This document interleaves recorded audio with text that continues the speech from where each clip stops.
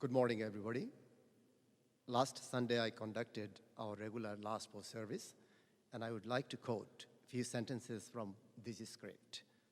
Our lives of relative peace and freedom have been hard-earned by the men and women of the Australian Defence Force, whose action founded and now foster, which is now known as the Anzac Spirit. In reflecting on these words, it is a great privilege to be with you all in this sacred place. The place we also remember our heroes of war and those who fell in the line of duty. Ladies and gentlemen, my name is Mohammed Abdur Rahman, and I am a Shrine Governor.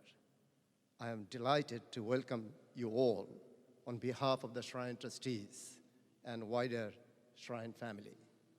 We recognized and embraced the diversity of our community and acknowledge the Bunurong people of the Kulin Nations as the traditional custodians on the land with which we honor Australian servicemen and women.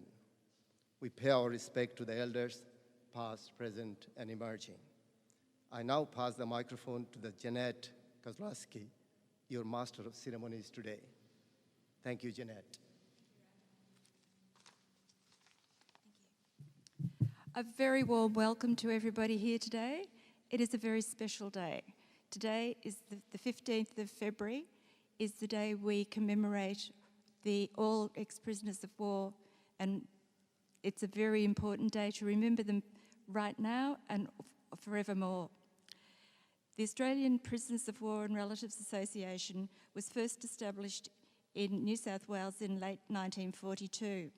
The Victorian branch was formed the following year with the purpose of providing assistance to those who were in enemy hands and also sharing information with their families. Approximately 1,000 people attended that inaugural meeting. A committee was formed and the annual cost was two shillings per person.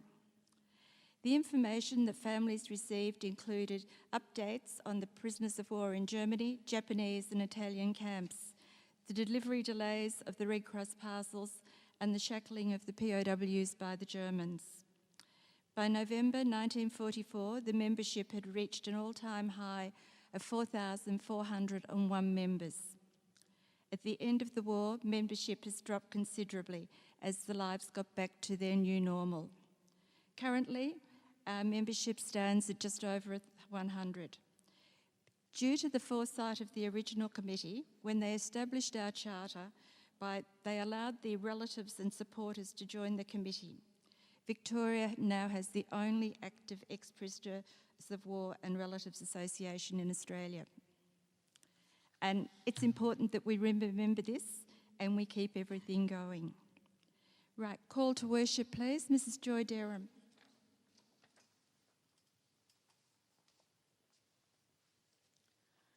There is no greater love than this, that someone should lay down their life for their friends. Their bodies are buried in peace, but their names live forevermore. Thank you, Joy. Joy was the daughter of Private John Lonsdale from the 2nd 29th Battalion. Pete Johnson, OAM, is representing the HMAS Perth National Association. Declaration of purpose. We are assembled here in the presence of Almighty God to remember before Him with thanksgiving the honoured dead who gave their lives for their country.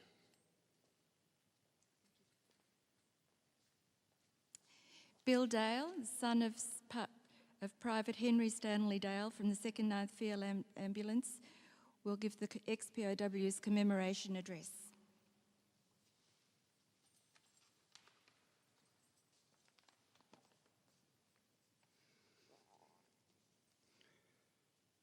My father, Harry Stanley Dale, VX 24847, was a private with the 2nd 9th Field Ambulance Unit, which was attached to the 8th Division 2nd AIF. He was 33 years old when he enlisted at Paran, making him one of the more mature age enlistments compared to the majority of those who enlisted in 1940. His attestation form, his occupation was listed as hospital ward porter at the Alfred Hospital. With this occupation, I assume, would have been behind him becoming attached to the 2nd 9th Field Ambulance. Their first training camp was the Nagambie Road Camp Seymour, where the new recruits were placed into their companies. Harry was assigned to B Company. There were 3 other companies that formed the 2nd 9th: Headquarters Company, A Company and Transport. The unit then moved to a newly constructed army base at Bonegilla. It was the start of many bivouacs around the northeast Victoria and southeast New South Wales, during which there was much training in the treatment of and evacuation of wounded troops, more advanced first aid, the use of Thomas splints, bandaging, and application of shell dressings, etc. It was during their training at Bonegilla that a ceremony took place handing over a Red Cross flag and a drum from the 10th Field Ambulance 1st AIF. Today the flag is 108 years old and is still carried each year in the Anzac Day March.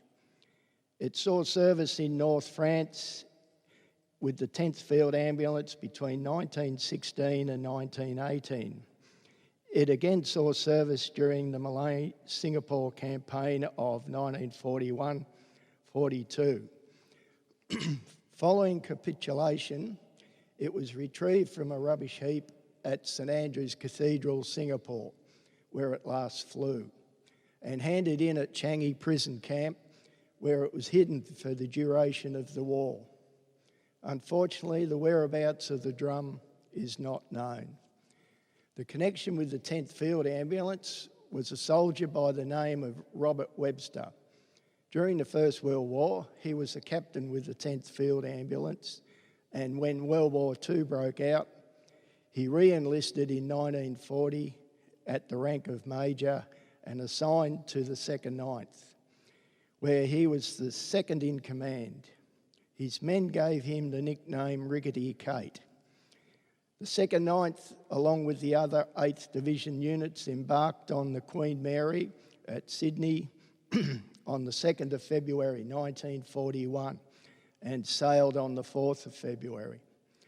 They disembarked at the Singapore Naval Base on the 18th of February, then entrained to the Malay Regiment Army Camp at Port Dickson on the west coast of Malaya, arriving on the 19th of February.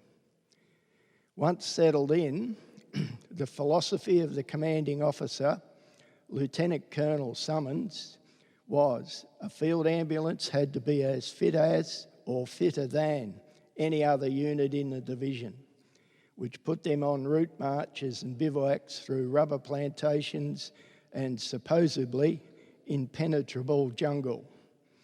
Combined with the tropical heat, the fitness of the unit was soon achieved. When the CO was happy with the fitness level, training then moved on to medical training. In August 1941, Headquarters Company and A Company moved to Kotatingi, where they set up a main dressing station, with Harry's B Company moving to Mersing on the east coast of Malaya, where they set up an advanced dressing station capable of accommodating 600 stretcher payments for a week or more in blast-proof shelters. A blast-proof dressing post and operating room was also provided for safe working during action. During B Company's time at Mersing, Captain John Cade, a psychiatrist, was in command for a time.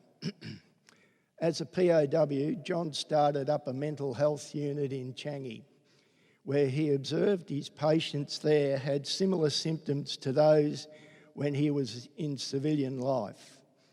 He had a theory that it was chemistry changes to the brain that causes mental illness. After the war, John went looking for chemical alternatives Following a series of experiments, he narrowed in on lithium as the chemical that he thought may control mental illness. It took many years, but the medical profession has acknowledged that it was John's experimenting with lithium that it remains the benchmark for the treatment of mental illness, today known as bipolar. John was also instrumental in establishing a living memorial, the AIF Malaya Nursing Scholarship. This is a 12-month scholarship in Australia which gives a Malayan or Singaporean nurse additional training in qualifications to take back with them and pass on their knowledge. This scholarship is still alive today. Harry kept a diary. It was in a 1938 Wellcome medical diary. The pencil he used is still there. He did not keep a detailed account as some of the POWs did, but we do have some entries of note. On the 6th of December, he wrote, "Moved to positions, Mersing." Did not record any more dates for a while, but what he had written, "Spent Christmas in war positions." And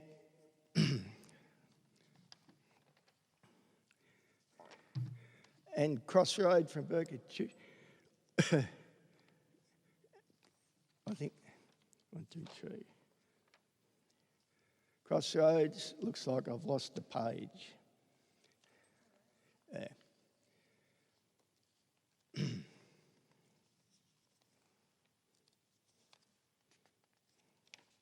Just bear with me for a moment.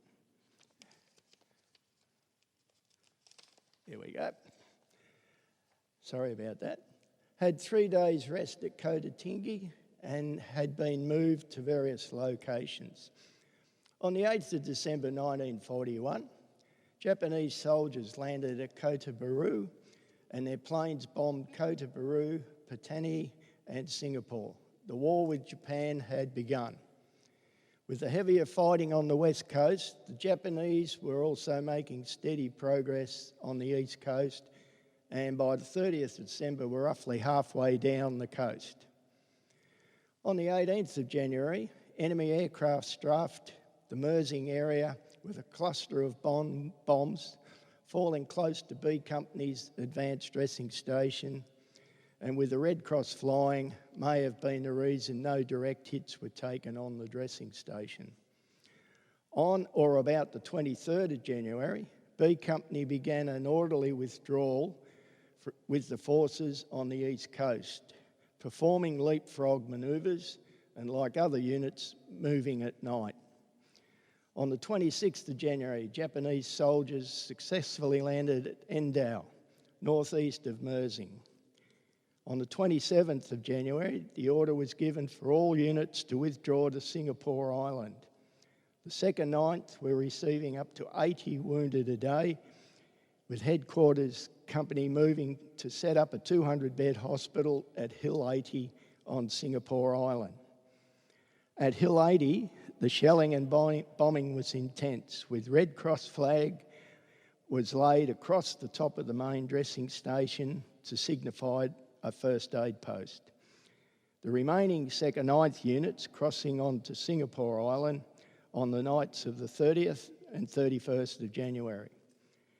They then opened a main dressing station on the road running west from Bukit Panjang, with an advanced dressing station on the crossroad from Bukit Timah. During the first week of February, the casualties steadily increased. Around the 12th of February, the 2nd Ninth set up a main dressing station at St Andrew's Cathedral in the centre of Singapore, which occupied approximately 200 wounded soldiers and civilians. In his diary, things became hectic. He wrote, 12th of February, he was at St Andrew's Cathedral. 13th of February, he was at Tanglin Hill. 15th of February, still at Tanglin Hill, capitulation. 17th of February, arrived at Changi. By the 19th of February, the 2nd Ninth had established at Changi Selarang Barracks, with 15 officers and 229 other ranks, and had established a 270-bed hospital. In his diary, he recorded he was sent to various locations for hospital work at Tanglan, River Valley, and then back at Changi on the 23rd of December, 1942. On the 6th of March 1943, the Japanese ordered that all sick men to be concentrated in a central hospital in Roberts Barracks at Changi. To lessen the strain on the hospital, which now housed approximately 2,600 patients, the 2nd Ninth maintained an outpatient service with special clinics attached. Harry moved to Roberts Barracks on the 8th of April. In August 1943, the Australian Imperial Forces section of the hospital moved back to the Selarang Barracks. In the second half of 1943, he wrote of being in a syndicate raising drakes and ducks and killing some of them and having good meals from them. There were no more entries in his diary after the 31st of December 1943 until the 15th of June 1945, when he wrote,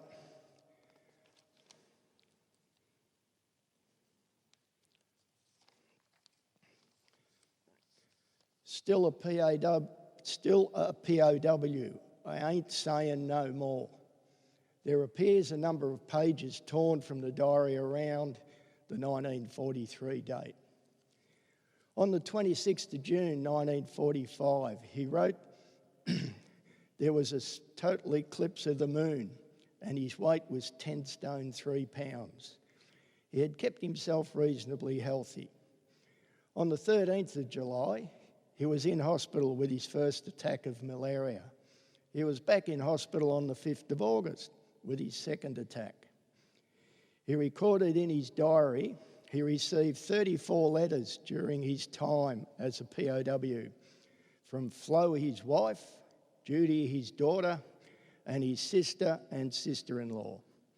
It took until June 1942 before the Australian military forces advised Flo that he was missing. Then it was September 1942 that they were advised he was a prisoner of war. Whilst Harry was a POW, the family only received 4 postcards from him with very little written on them. With Japan surrendering on the 15th of August, it wasn't until the 3rd of September, he wrote in the diary, that the Union Jack was hoisted over the jail. With Harry finally on his way home on the ship Largs Bay, he wrote 10 letters between the 6th of September 1945 and the 2nd of October 1945. He was back in Victoria on the 12th of October and formally discharged on the 21st of November. After 4.5 years, he was finally home. On the 16th of January 1946, B Company held a reunion at the Soldiers Memorial Hall in Richmond. I don't know whether Harry attended. It was probable he did, for at the time he was living close by in Osborne Street, South Yarra, with Flo and Judy, my older sister.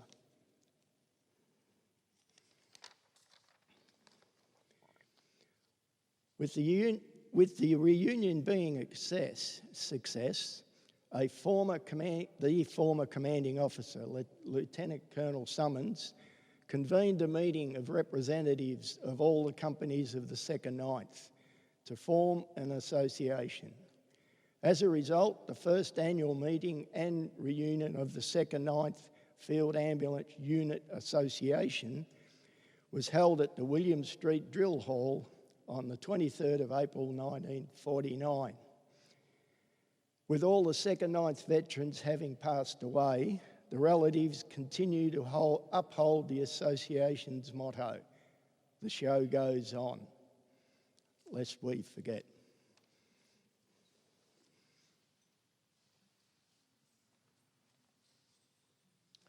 Shrine Guard. Take post.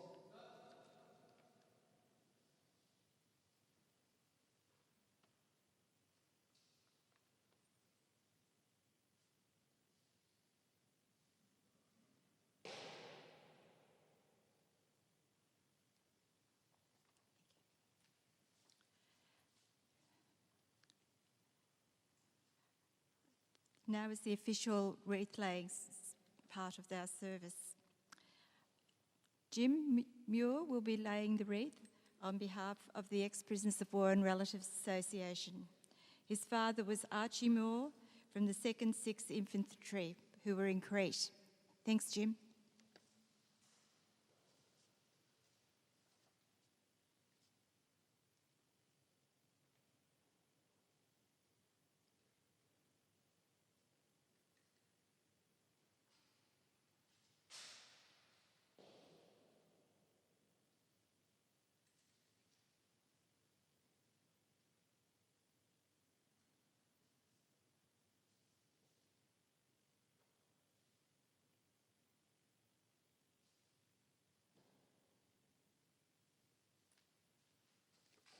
Thank you. Diane Tuck is laying a wreath on behalf of the 2nd 29th Battalion. Thank you.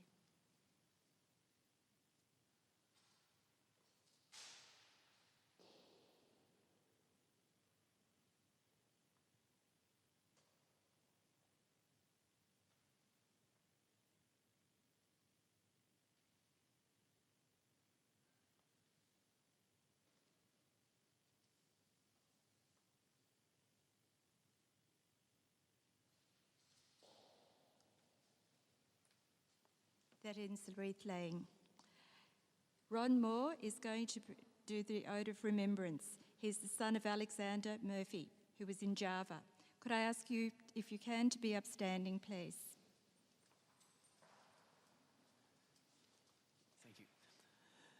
They shall grow not old, as we that are left grow old. Age shall not weary them, nor the years condemn. At the going down of the sun, and in the morning, we will remember them.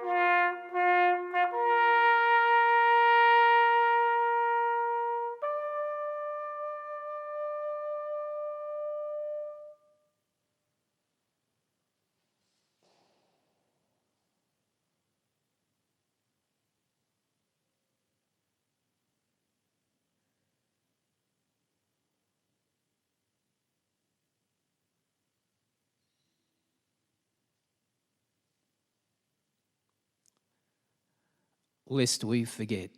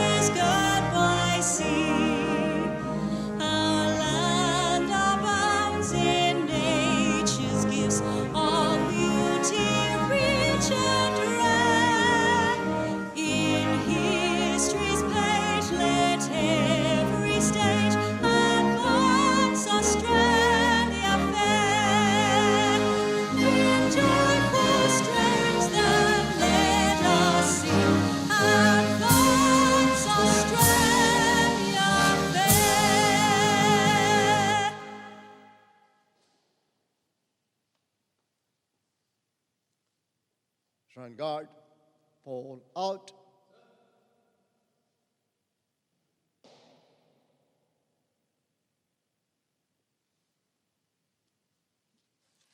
That ends today's service.